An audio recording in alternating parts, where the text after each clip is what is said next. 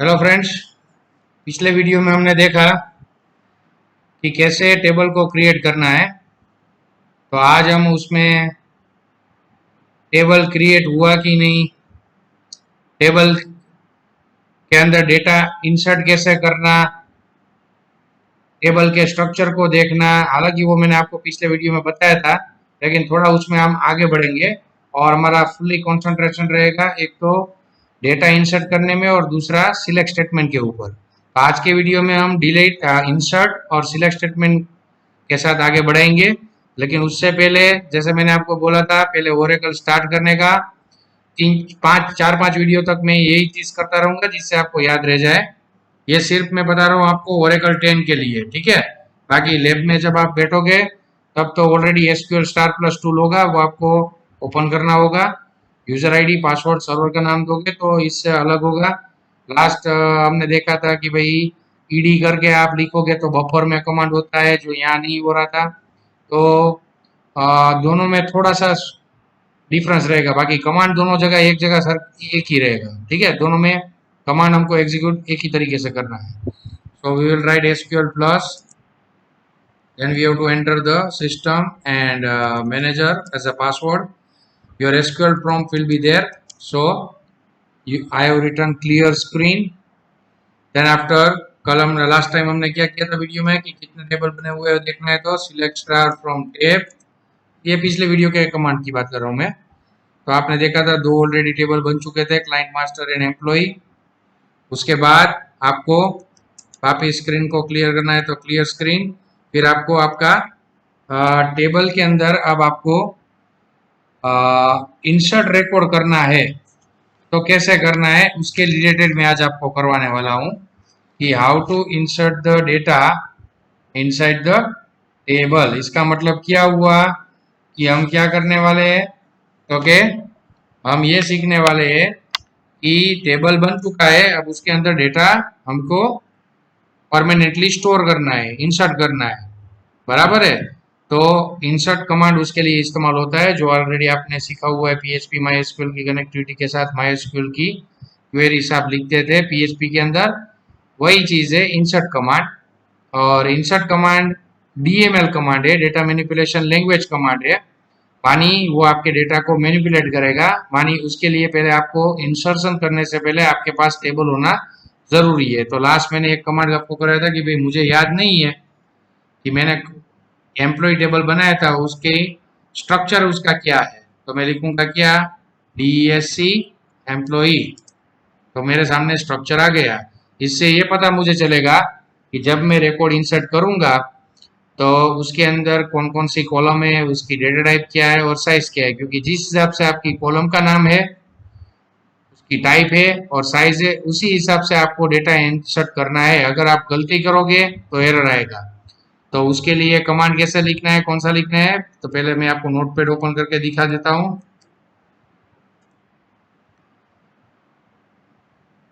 ये है सिंटेक्स जो मैं आपके सामने लिखने जा रहा हूँ।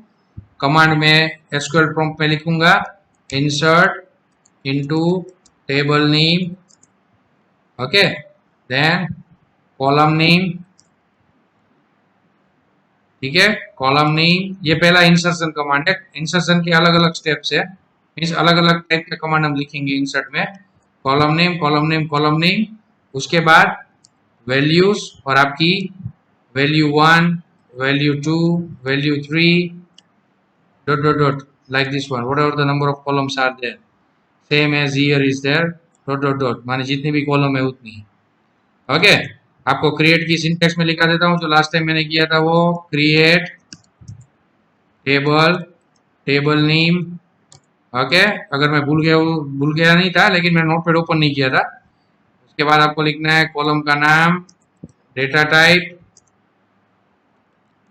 एंड साइज अगर देनी है तो, then column name, data type, size and dot dot dot, और फिर सेमीकोलन। ये कौन सा कमांड है आपका, डीडीएल कमांड। उसके बाद स्ट्रक्चर देखने के लिए मैंने आपको कौन सा कमांड किया रहा था, ये कौन सा है, यूनिट 2 का फर्स्ट वीडियो, ओके। ये आपका यूनिट 2 का सेकंड वीडियो, ये हमारा सेकंड वीडियो चल रहा है। ये मैं प्रीवियसली का आपको सिंटेक्स लिखवा देता हूँ, अगर किसी को चाहिए तो लिख लेना नोटबुक में। फिर ये आपका कौन सा कमांड है? This is the command belongs to the SQL. Then after, to see the structure of the table you have to write DESC table name, और आप लिख सकते हो describe table name। ओके, उसके बाद हमने एक और कमांड भी किया था कि देखना है कि कितने टेबल क्रिएटेड ऑलरेडी है, तो उसके लिए select star from table. This is the which command? SQL command. This is the SQL DDL command. Okay, अब हम इसमें डिस्कशन करने जा रहे हैं हमारे आज के वीडियो में, जहां आप देख रहे हो। ओके,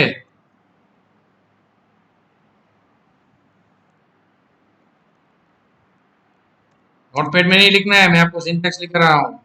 ये सिंटेक्स है, क्या है? This is the syntax of which command? Okay, insert DML SQL command. Okay, तो ये आपका इंसर्ट कमांड हो गया सिंटेक्स उसका। अब देखो मेरे सामने स्ट्रक्चर है, तो मैं कैसे लिखूंगा? मुझे पहला रिकॉर्ड इंसर्ट करना है, so I will write what? Insert into table name. So table का नाम क्या है? एम्प्लॉई। एंटर। फिर क्या लिखना है? ब्रैकेट, कॉलम का नाम, so EMP underscore number, name, salary. उसके बाद क्या लिखनी है आपको? उसकी value, so values. Okay, 1 Ramesh, suppose 5000।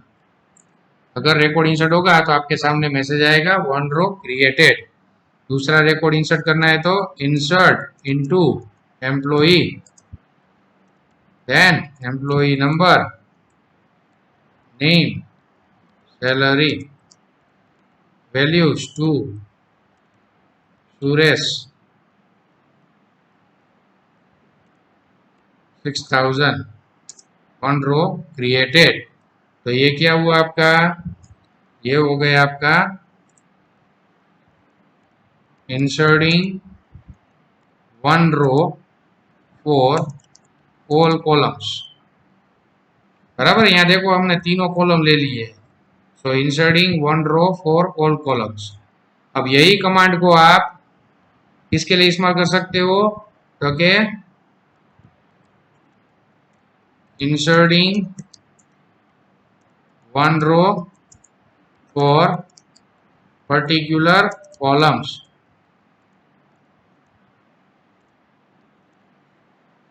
Okay, तो मैं लिखूंगा क्या? मुझे मान लीजिए कि स्पेशली ये कमांड इस पर्पस के लिए है, ये इसका मेन पर्पस है, इसकी जगह पे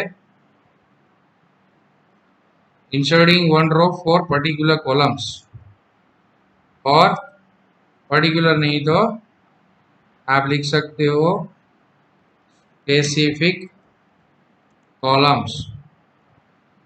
ओके, तो अब हम सिर्फ इंसर्ट करेंगे नंबर और नाम। सो इंसर्ट इनटू एम्प्लॉई, मुझे क्या डालना है? सिर्फ नंबर और नाम। तो मैं लिखूंगा values 3 and Raj, 1 row created. अब इसके साथ हम यूज करेंगे सिलेक्ट स्टेटमेंट। बराबर है, ये भी याद रखना है। यहाँ थोड़ा सा नीचे में कर रहा हूं, viewing records or accessing data from table। okay, viewing records from table or accessing data from table or displaying records from table। तो उसके लिए कौन सा कमांड यूज करना है आपको? Select statement. बराबर है, तो यू टू राइट सिलेक्ट। सारी कॉलम सारी रो देखनी है, तो सबसे पहला कौन सा कमांड आएगा? All rows and all columns. उसके लिए सिंटेक्स क्या रहेगी? Select star from table name. ये कौन सा कमांड है आपका? DML, SQL, select command. Okay, so we will write what? मुझे सारी कॉलम सारी रो देखनी है, तो सिलेक्ट स्टार फ्रॉम एम्प्लॉई। ये यहाँ पे बीच में मैं क्यों लिख रहा हूं? क्योंकि हमको क्या करना है, हमने रिकॉर्ड इंसर्ट किया, हालांकि सिलेक्ट स्टेटमेंट बाद में आने वाला है, लेकिन हमने जितने भी रिकॉर्ड इंसर्ट किए वो सारे रिकॉर्ड मुझे अगर देखने हो तो कि कितने इंसर्ट किए, तो उसके लिए कौन सा कमांड है? फिर से clear screen, select star from table name, it will show you all column. देखो तीनों कॉलम आ गई, सारी रो आ गई, बराबर है। तो ये आपका हुआ सिलेक्ट स्टेटमेंट। हालांकि हम बात कर रहे हैं किसके साथ? इंसर्ट के साथ। और इंसर्ट में हमने क्या सीखा? एक एक रो डाली स्पेसिफिक कॉलम के लिए, जैसे कि वापिस मुझे डालना है इंसर्ट इनटू एम्प्लॉई, फिर मुझे डालना है सिर्फ एम्प्लॉई नंबर ही, तो मैं लिखूंगा वही कॉलम का नाम और लिखूंगा वैल्यूज 4। रिकॉर्ड इंसर्ट हो गया, आप देख सकते हो सिलेक्ट स्टार फ्रॉम एम्प्लॉई। लेकिन अगर मान लीजिए मैं ऐसा नहीं लिखता हूँ कॉलम का नाम और लिखता हूँ इंसर्ट इनटू एम्प्लॉई वैल्यू, सीधा लिखूंगा 6, एरर आया ना, नॉट इनफ वैल्यूज। क्यों? क्योंकि ओरेकल को समझ में नहीं आ रहा है कि ये 6 किस में डालना है, नंबर में, नाम में या सैलरी में। इसलिए हम क्या लिखेंगे?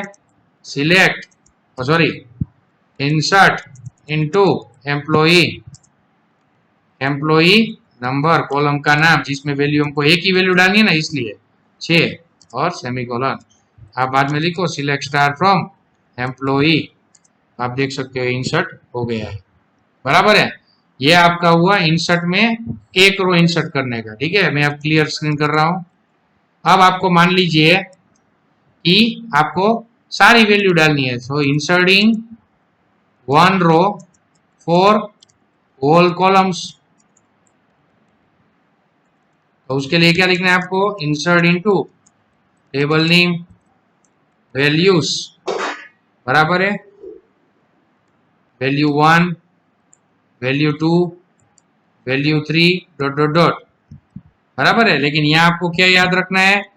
Do not skip any column, कोई भी कॉलम छोड़ना नहीं है, plus do not break the sequence, कोई सीक्वेंस तोड़ना नहीं है आपको। तो हमारा कमांड क्या रहेगा? काफी स्ट्रक्चर में देख लेता हूं। एम्प्लॉई में मुझे एक रिकॉर्ड इंसर्ट करना है सभी में, तो insert into table name values, आप देख सकते हो सीक्वेंस नहीं छोड़ना है। ठीक है, तो पहला कौन सा है? एम्प्लॉय नंबर, तो मैं डालूंगा 7। ओके, अमित, सैलरी डाल देता हूं मैं 10,000, record inserted, select star from employee, आ गया लाइक दिस वन। अगर मान लीजिए कि मुझे मल्टीपल रिकॉर्ड्स डालने हैं, जैसे यहाँ पे select star from E employee में हमने अभी तक कितने डाले? 6 रिकॉर्ड डाले, बराबर है। 2 2 4 2 6, देखो नीचे दिख रहा है 6 रिकॉर्ड डाले आपने। ठीक है, अब मुझे मान लीजिए कि मैं ऐसा कोई इंसर्ट कमांड लिखूँ कि जो मुझे मल्टीपल डालने हो, तो आप ऐसा कमांड लिख सकते हो, इंसर्ट इनटू एम्प्लॉई वैल्यूज। पहला वाला क्या है? पहले तो आप है ना स्ट्रक्चर देख लीजिए। ओके, अच्छा मान लीजिए कि ओरेकल 10 में अभी हम ये inserting multiple rows for all columns, याद रखना है इंसर्टिंग मल्टीपल रोज मैंने बोला है, तो क्या लिखना है? Insert into table name. Okay, उसके लिए आपको क्या यूज करना है? Use ampersand symbol before column name. So insert into table name, then values, then you write column name, column name, column name, dot dot dot dot. Okay, याद रखना, if character और एक चीज इसमें याद रख लेना यही कमांड में कि इफ कैरेक्टर और varchar2 और date data types then use following syntax insert into table name. Compulsory नहीं है लेकिन ये करोगे ना तो आपको फायदा होगा। सपोज मान लीजिए मेरी पहली कॉलम में वो कैरेक्टर है, so I will write single quote column name single quote. क्यों? क्योंकि आप जानते हो कि कैरेक्टर डेटा और डेट डेटा उसमें कंपलसरी आपको सिंगल कोट लिखना जरूरी है। पहले भी मैंने बताया था, फिर भी यहाँ लिख देता हूं, because all character varchar and date data must be written in single quote।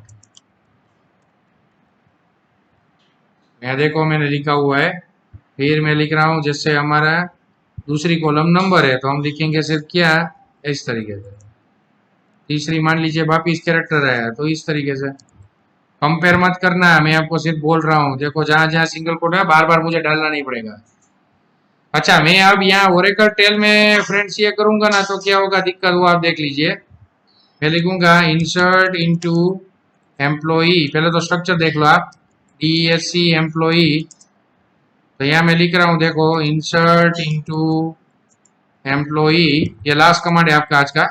Values एम्परसन employee number, फिर देखो कैरेक्टर है तो एम्परसन नेम एंड नंबर है तो एम्परसन सैलरी। इससे मैं मल्टीपल रिकॉर्ड इंसर्ट कर सकता हूं। तो देखो मैं डाल रहा हूं, अब मैं करूंगा क्या 8 राकेश और 20,000।